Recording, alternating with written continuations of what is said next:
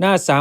366ตั้งแต่อุกาสิตวาทวารังอาโกเตตวาพันเตกาโลชาโตเป็นต้นไป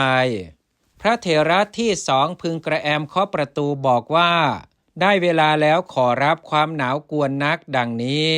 ท่านควรออกไปให้โอกาสจะไม่ให้ไม่ได้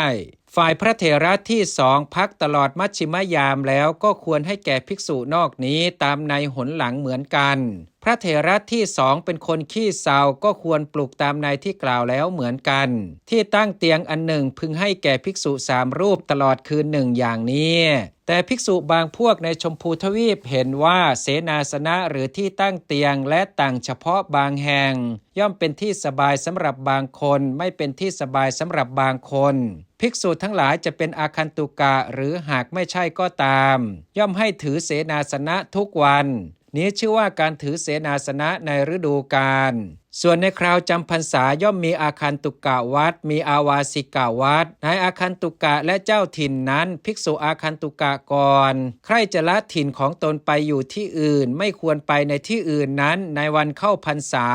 เพราะว่าที่อยู่ในที่นั้นจะต้องเป็นที่คับแคบกัน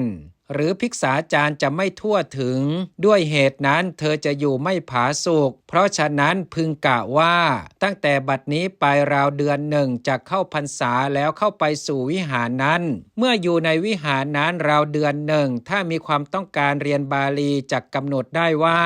การเรียนบาลีพร้อมมูลถ้ามุ่งต่อกรรมฐานจะกำหนดได้ว่ากรรมฐานเป็นที่สบายถ้ามีความต้องการปัจจัยจะกำหนดปัจจัยลาภได้จะอยู่ในสุขภายในพรรษาก็แลเมื่อจะจากถิ่นของตนไปในที่อื่นไม่ควรกระทบกระทั่งโคจรคามคืออย่าว่ากล่าวชาวบ้านในที่นั้นว่าสลากพัดเป็นต้นก็ดียาคูและของควรเคี้ยวก็ดีผ้าจำนำพรรษาก็ดีที่อาศัยพวกท่านย่อมไม่มีนี่บริขารของเจดีย์นี่บริขารของโรงอุโบสถ